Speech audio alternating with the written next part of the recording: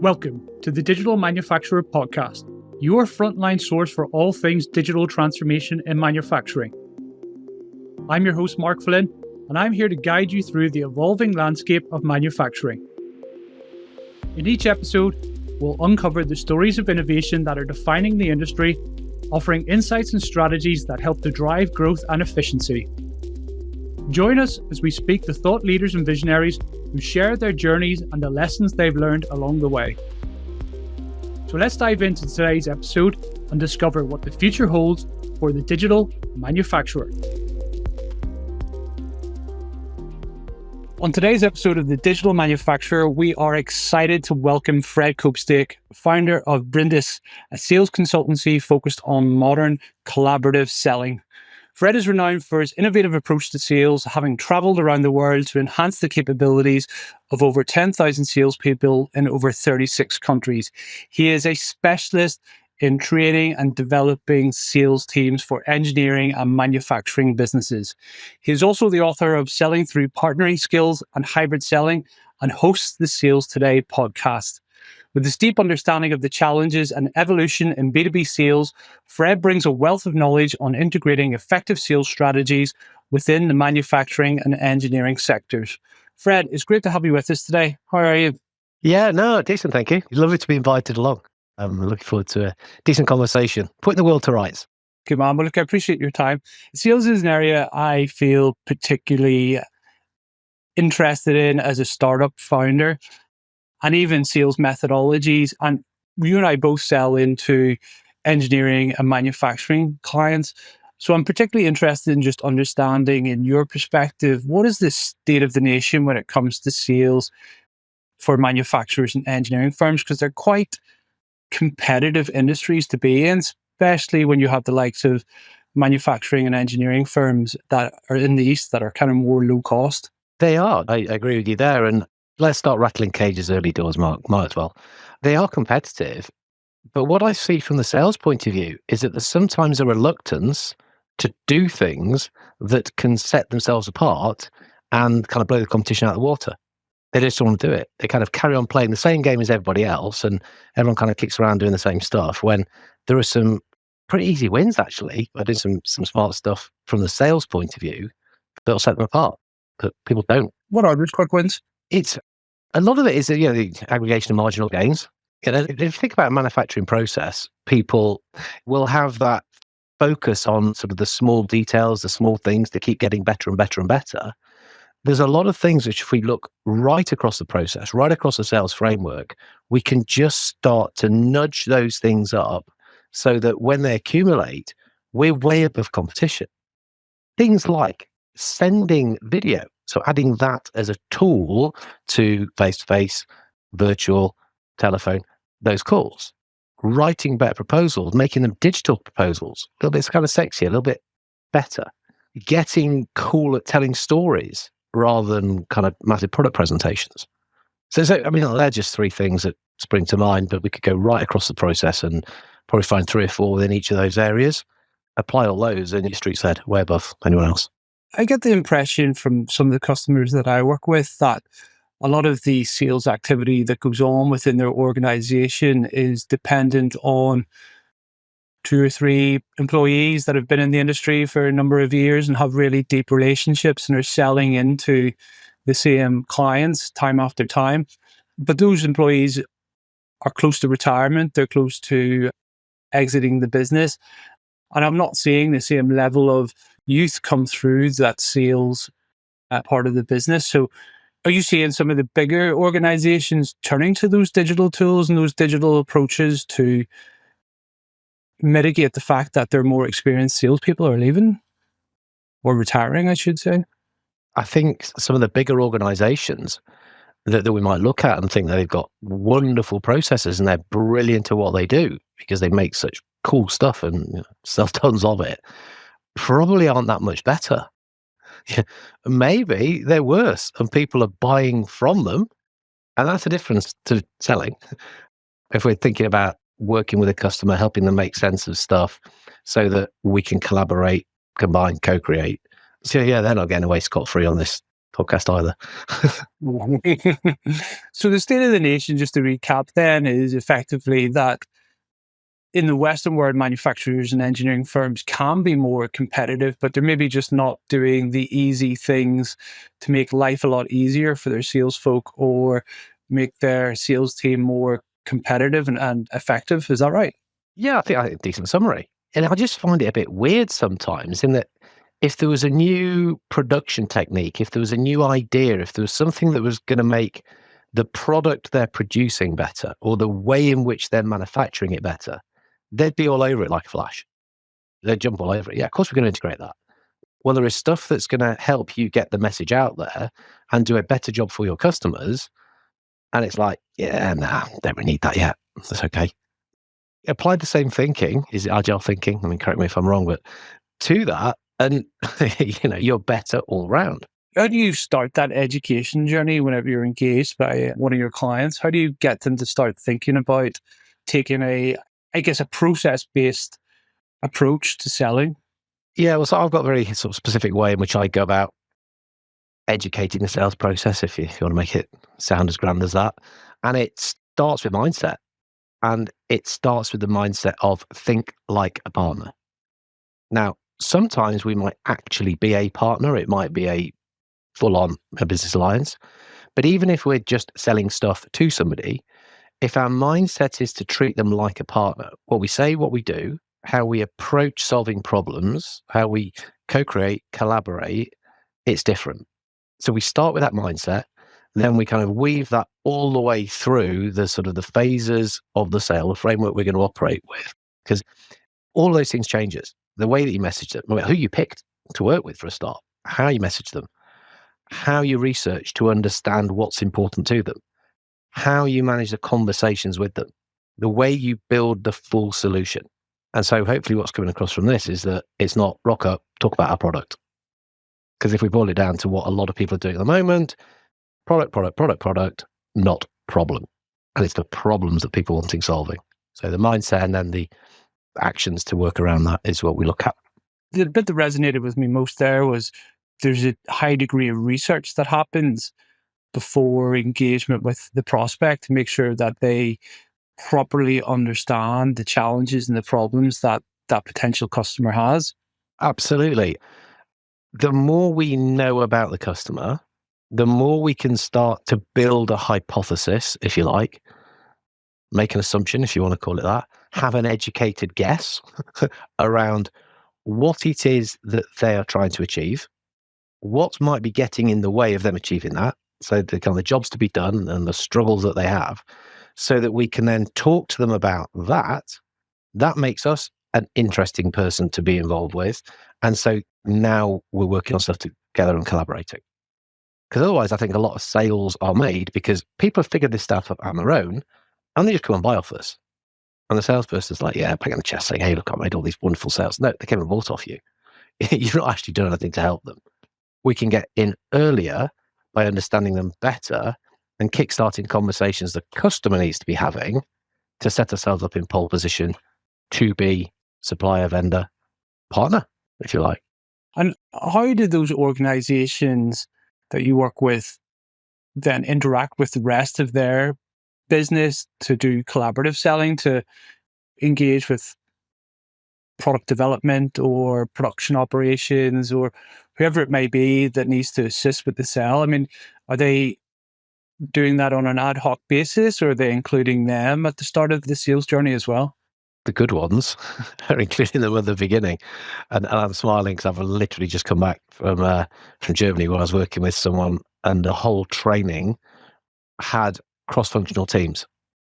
Yeah, so you might label it sales training, probably more accurate to call it opportunity management, but there was bid managers in there was technical people in there business development guys in there. And the whole process was understanding, what do we know about this customer? What do we then realize that we don't know? How can we work out, what the external drivers that are affecting them and why they're trying to do certain stuff? And so how is that affecting what we're saying to them? We ended up stepping people back quite a lot because they were talking too much about product. But now they're going to go and talk about the value that they're bringing.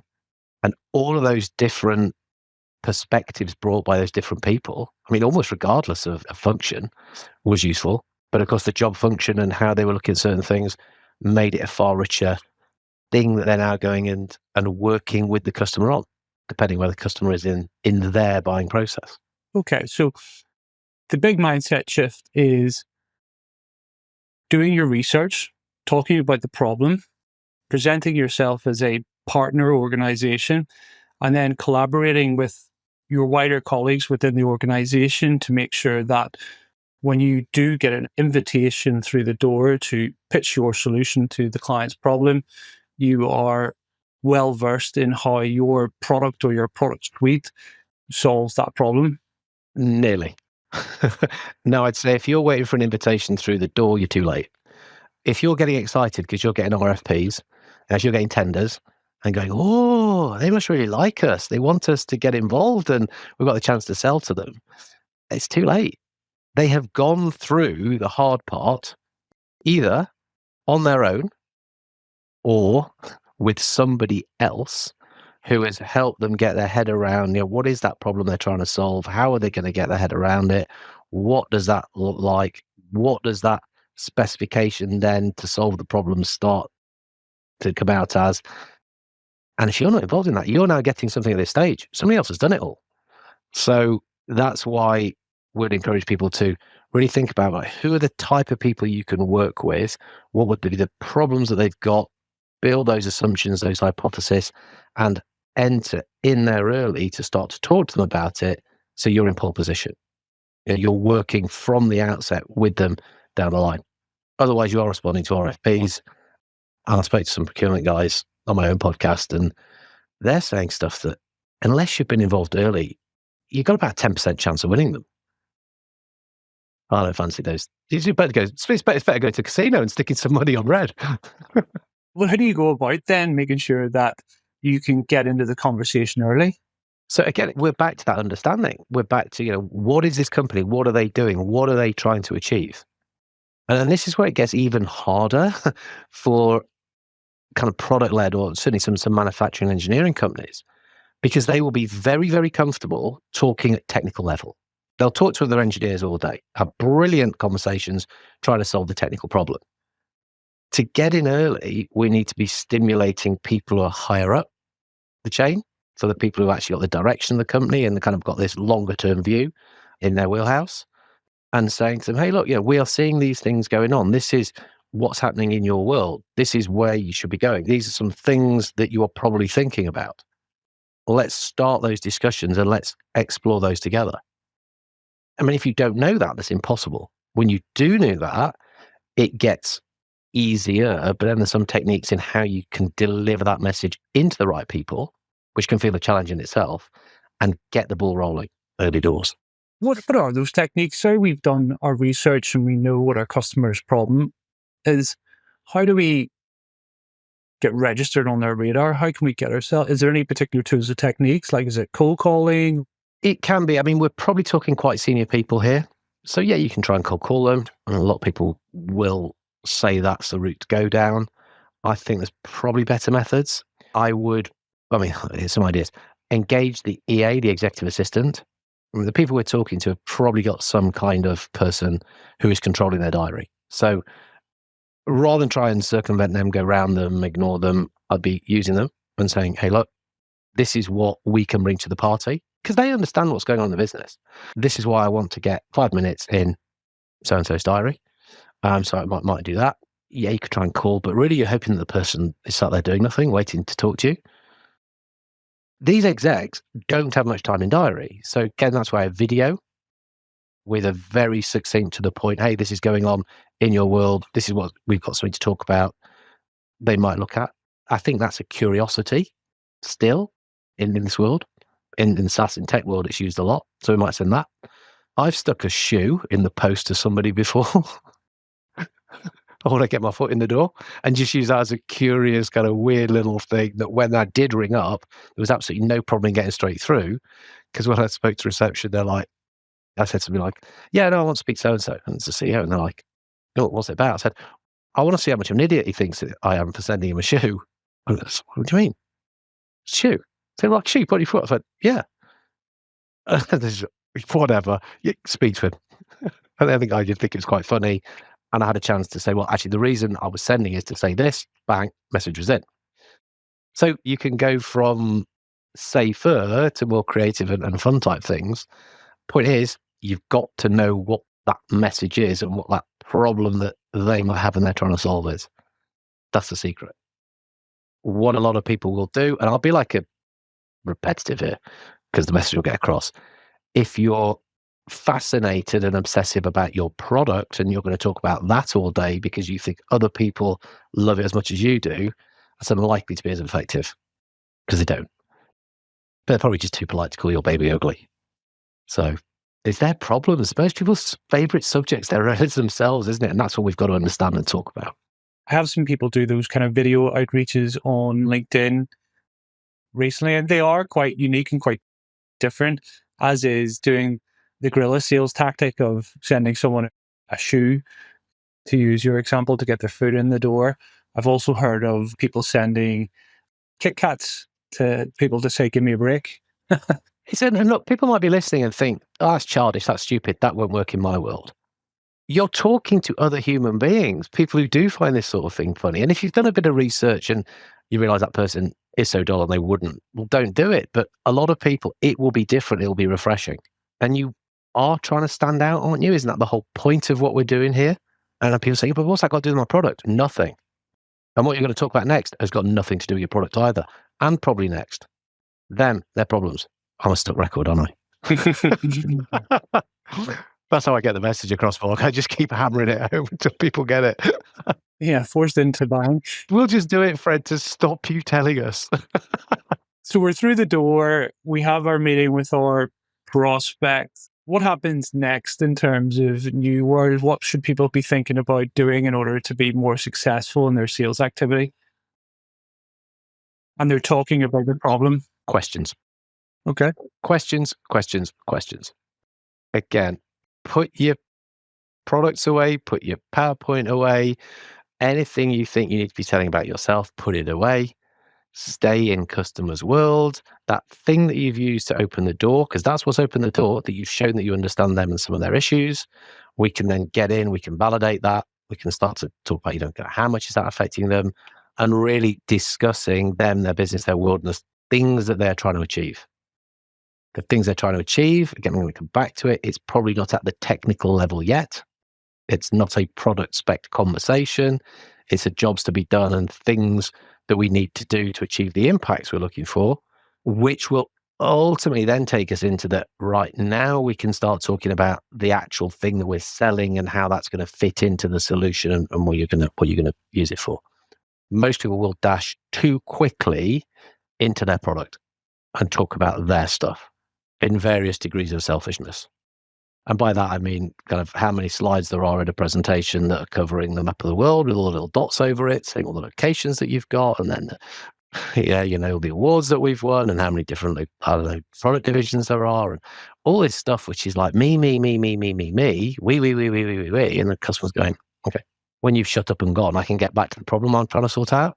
Talk about that problem they're trying to sort out. You've got their attention.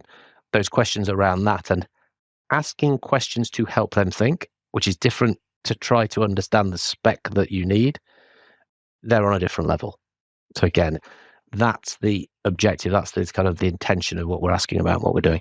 Brilliant. So asking questions to help them think, is that almost kind of like leading them along the path to the solution? Yeah, I'd be careful doing that.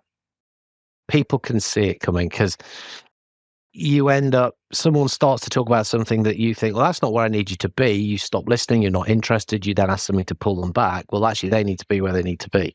So it's still this thinking of a good partner helps the other party to get what it is that they're trying to do. Think about your own partnership, personal partnerships, relationships, that sort of stuff. So just it might not be suiting you. Well, again, we've got the other party's best interests at heart. So it might feel as though it's not going where you want it to because you don't get to whip your product out and start talking about it. But again, it's helping them make sense of this stuff that's positioning you as that person that they do want to talk to and will ultimately get there. So again, it's this slow down to speed up type thing. People trying to funnel folk down into this. So would it be fair to say that you need this to happen? So would it be fair to say that? So would it be fair to say you need this then? It doesn't really work. It's a poor technique if that's been trained. Are there any kind of digital tools that exceptionally good sales companies are using to support that kind of questioning? So, I mean, CRM for a start. I mean, that probably sounds fairly basic, but I mean, a CRM used well, identifying the right people and putting the right information about them as to what they're like from a personal point of view, business, personal objectives, so that then you can use that to prepare what it is that you're going to go and talk about. That's a pretty cool digital tool. Zoom, Teams. I mean, you're probably thinking, oh, there must be some sexy stuff, Fred. Come on. It's like, but these things aren't used particularly well. People still not very good on camera. That's a skill. And I know people like going and seeing people and all that and face to face, and that is absolutely fine. But sometimes a short Teams meeting and a number of those over a shorter period of time than one big meeting when everyone can get there can be way more effective. I've seen a lot of organizations use like kind of AI note takers that sit on the calls and transcribe the calls, and then will allow you to index and kind of report on sentiment and themes and all that good stuff, and have that plugged directly back into your CRM. Because I imagine if you're selling to the same type of customer, the same questions and problems will resonate with multiple customers as it does with just one. Yeah, well, there's stuff which you'll record, and then you can go back and you can look at what you said, and it'll kind of give you the analysis of that stuff. There is now more things which are kind of live in the moment, and it's listening to your conversation, and you might have programmed it so that you've got your checklist and it's kind of ticking off the stuff that you've done. There's stuff where it can be listening to your conversation and it's analyzing what you're saying, and it's giving suggestions of what the next question might be. So we've got this heads up display type thing. So you go and say this and do this next. The jury's out a little bit. For me, this is Fred Copestake speaking now, in that I'm wondering if it's taking a little bit too much of the human out of that conversation. And when someone says, this is brilliant, you're damn good at this stuff. Can you come down to our factory and meet the CEO and the CIO and the CTO and sit in the boardroom and help them do stuff? Oh no, I ain't got my computer to tell me the stuff that I should be saying. Which is why I'm a little bit more cynical in the world we work in about being too plugged into this stuff. I mean, thinking AI from a research point of view, absolutely, because that's the stuff you're doing at your desk before you go. So yeah, running little kind of, asking the AI to be the person that you're going to speak to, and then asking it, what pressures are you under? What are the impact of those pressures? And those kind of things, I'll definitely use it for that. To sort of have the conversation before I have the conversation. I mean, yeah, I want to do that. But the stuff in the moment, the SaaS guys, the tech guys love because they sell. Me personally, I'm not quite there yet. And what about for sales training? Well, no, I'm just thinking about like using an AI to support sales training activities, to role play or question answer. Like, have you seen any of that been used? Yes, there's more and more coming out. I mean, again, personally, stuff I'm using. So I've kind of got two main things. I'm going to sound having talked about customer focus, I'm going to sound really self-centered now. So I've got Fred AI, which is basically a GPT of me. So I've trained with kind of the books and the podcasts and YouTubes and all these sort of stuff. So you can ask it questions. And then there's Rico AI. That is a bit cleverer, or the AI stuff is a bit cleverer in that rather than you ask it questions, that asks you questions. So you can have like a daily conversation with Rico, morning mindset, evening reflection, a little 5-minute. It's based on the value framework, so the 5 steps I've been talking about, so that you might concentrate on one particular one. It's just getting you reflecting on your overall way of going about doing that stuff. I'm just actually playing now with some GPTs and having those phases. So like the right opportunity, the right research, the right conversation, right solution, right outcome, having some GPTs that can run that for you. So you can kind of plug it in, and then what the output of that feeds into the next, feeds into the next, feeds into the next. That's really early doors, so I'm not sure how that's all going to end up. Do you know any good people that can help with that, Mark? Absolutely. Well, I'm thinking like what you've just said there is absolute gold if you think about it from a either training new sales folk or continuous training of sales teams. So just to recap, I mean, you have used ChatGPT and fed it information from your books and podcasts and whatever other material you have. So it has the context of who you are, how you sell, what you sell. And you then use that to support, I guess, in sales engagements or written RFPs or whatever it might be. But it's not replacing you as the human sales element and the relationship sale. All it's doing is kind of supporting you as the individual be faster and more productive at responding to sales inquiries. And like, I think even for people in the sales training business like yourself, being able to plug your methodologies into a GPT and then sell that GPT back out to your customers to allow them to train daily is a really unique proposition, actually. Yeah, and as I say, the Rico one. So it's a Fred you ask, Rico asks you. So Rico's probably, I'd say, a bit more valuable because I think because the value is in the output, and so the stimulation it's giving you and helping you think. That's what questions are for. I've said that already. I mean, the other stuff that I don't particularly use, again, because I don't think the people we work with do as much of this. So, I mean, if you've got an SDR, sales development representative, who's doing 20, 30, 40 calls a day, or an AE who's doing 10, 11, 12, 15 demos a day, all online, all recorded, then you've got so much data that you can be taking and then kind of looking at and getting AI to crunch and, as you say, work out sentiments, work out how many questions they've done, balances around that. There's tons of stuff. And so the reason when I sort of said it, my opinion, obviously that's what you asked me, is because I tend not to work in those industries. As I say, people are walking around factories. They're meeting in boardrooms. They're in the pub having a chat. It isn't always X times per day meeting in this scenario to be able to generate enough of that stuff to be able to use. But if that is the world you're working in, yeah, there's some cracking stuff to give you really quality feedback really quickly. I don't think AI will replace the human element in any shape or form, particularly in sales, because people buy off people. I mean, that's been well researched and well understood. But I do think training either junior sales teams or continuous training of experienced sales teams, or even just training non-sales staff to be more commercial is a really useful application of that technology. And if you think about what you said at the head of the conversation, people love to talk about their products, but they need to be talking more about the problem and their customer. So if you were to build customer.ai, which you feed with all the information relating to your customers and try and get it to behave a little bit about your customer, that could be a really useful tool in your enterprise, couldn't it? Yeah, so you practice talking to that GPT, to that customer AI, before you go and talk to them. So you kind of ask it questions, you almost know the answers coming back. But the questions you then go and ask them, it isn't to get that information back. It's so that they have to think about that information and use it to make sense of their problem. And it's that mindset of why we're asking the question. Well, I need it for my checklist to see how I can build something for you, or I'm helping you get your head around something. That's the difference that we would take many salespeople on. And some things seem to struggle to get that. So, well, we're not talking about product. We're not talking about my stuff. You will eventually, but it'll be a time when they want to hear about it. And for many, it's not quick enough. But when they try to do it quicker, it's not working. So they just do more and more of talking about their product quickly, and it's not working. So they do more and more of this. Probably get more frustrated, more stressed, more kind of disheartened, and this stuff doesn't work, and just do more and more and more of a bad thing. Whereas, as I say, just those shifts are what will change.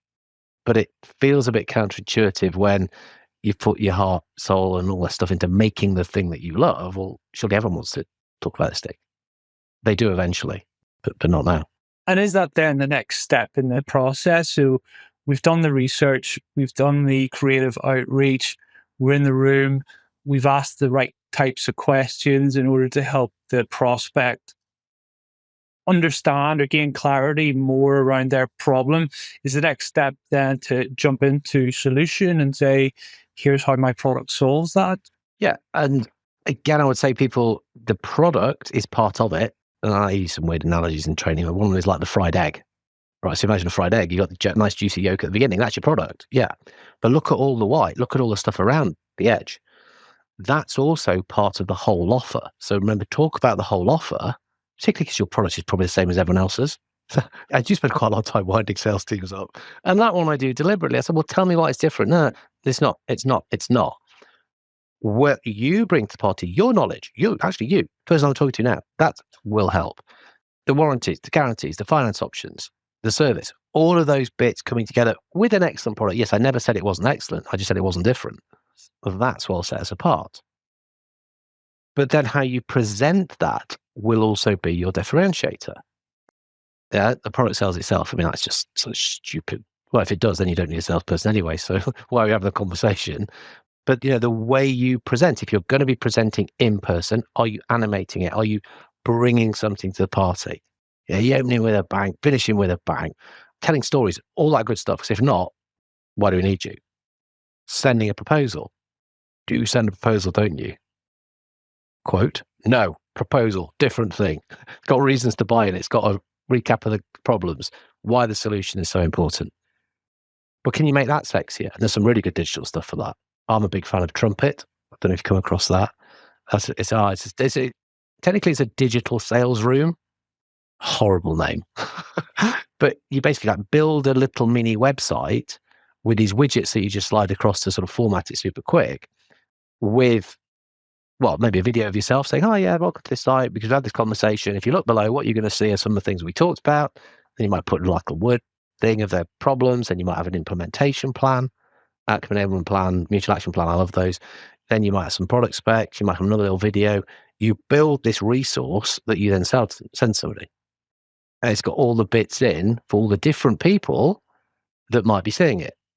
Because we have identified the whole decision-making unit, haven't we? Yes, because there's lots of people who are involved in that decision. So you add little bits for it, knowing that the FD might be looking at it, MD might have a look, the head of ops might be having a look, procurement will. All these little bits are carefully put in, and it's coming across in a way that, again, a lot of this stuff will be quite innovative in the sector we work in because not everyone's doing it. So we're like, well, that's such a cool thing you sent us, as well as the quality of the information in it. So being innovative in sales, there's loads of scope to do that. And if you look it up, it's sendtrumpet.com. Because I think if you Google trumpet.com, you just get trumpets. Whereas this gives you a digital sales room. Can you template the package you're sending so that you can quickly send out multiple proposals time and time again? Like, I'm sure you can store your product specs in it. It's a product which has been designed by people that sell. So, I mean, if I'm right, it formats into either your branding or the customer's branding just by putting their website in, picks up all that. And I suppose then you could create, well, actually, that's the one we would basically send. So like background to video here, background to them, the actual needs to the issues they've got, our solution, well, it's kind of the classic proposal we could put in, mutual action plan. And then you copy it and insert new pieces. Because it might be quite similar, the people that you're talking to. So it's nice. I'm a big fan of that. Brilliant. So we've done our research. We've been innovative, creative, collaborative in our reach. We've stood out. We've got ourselves through the door. We've asked the right questions to help our prospective customer understand their problem. We've sent a recap of that understanding and how our solution can solve that problem in an innovative way. Again, to help us stand out against our competitors. What's the last step in the process then? Is that the close? We might end up with negotiating. They've agreed to all intents and purposes, and so it's like the terms and conditions of that. And then we actually get to the bit which people are actually buying, which is the outcomes. Yeah, so we don't just cut and run, go, right, yeah, cheers for your order, mate, bye. They are buying results off us. And so again, that's another mindset shift. They're not actually buying your product. They're buying what it does. The old story is that people don't buy a drill. They buy the hole. Or actually they buy the place to put the hook to put in a picture for the memory or how you want to describe it. This is where the rubber's now hitting the road because this is what they're paying for. They're paying for those results that you are helping them get. Not my world. People aren't paying to spend time with me or pay not to have to talk to me. They're paying for the results that they get, which is the sales team are now doing stuff, which is having an impact on their bottom line. So that's the important part. So all the stuff we're doing along the way with the robots named after me and the live sessions and the buyer-enabled platforms and all that stuff that we're doing, well, actually, no, it's that this is what's happening now. We're getting better conversations with more people that's what they're buying. So again, we look at the results that people are after and make sure the customer success is happening rather than like, yeah, you bought it, your problem. Yeah, caveat emptor, off you go. That's the really important part. So we're making sure that that's happening. Now, we might call that customer success management. As long as we call it something and do it, for me, that's the important bit. Part of the process, very much part of the process. That is a good, clear differentiator to think about in terms of your closing stages or your negotiation stages, in terms of making sure that you tie your product to solving the problem and delivering the outcomes as opposed to anything else. If we wanted to clip one piece out of the podcast and said that, that's the TikTok version of the podcast, which is your product is helping solve problems to deliver people's outcomes. That mindset that they don't really care about your product, they care about the outcomes, the things that they're trying to achieve. And if you focus on that stuff, then you get to talk about your product, then you're going to sell more stuff. That's the secret. Why do we spend so long talking about this? Why don't we just say that? Well, and there you are, folks. I mean, that is a good segue to wrapping up. That has been a whistle-stop tour, Fred. Thank you very much through, I guess, the modern sales approach, but highlighting in particular some key themes. And the things I'm taking away are making sure that you are properly researching your prospect and using every available tool that you have to you to do that. The internet, AI, it's changed the world in terms of being able to research your customer. The second is collaborating with the wider team in that research and making sure that you build up a really detailed picture of your prospect and their problems. The next piece is around being innovative and different in terms of your outreach, whether you're using new world technology or old school techniques like your shoe. And then when you're through the door, asking those questions to help the customer validate the problem that they have, or at least validate their understanding of the problem before talking about your solution or product in any way. And then finally, making sure that your product and solution is there to deliver outcomes and outcomes only. Fred, where can people learn more about this or learn more about you if they want to post this podcast? LinkedIn is the best one. Find me on there. I think I am the only Fred Copestake. So connect with me on that. Ping me a little note. Say you'd heard this podcast and the stuff that we were talking about, what you liked, what you might disagree with, what you want to argue about. Always up for that. And yeah, that's the best place. That's brilliant. Fred, thanks very much for coming on. Appreciate you. No, my pleasure. Thanks for asking me. Thank you. Thank you for tuning into The Digital Manufacturer. We hope that today's conversation has provided some food for thought or sparked new ideas that will help you on your digital journey. To learn more about any of these topics discussed in the episode, head over to our website, www.rubiktech.co.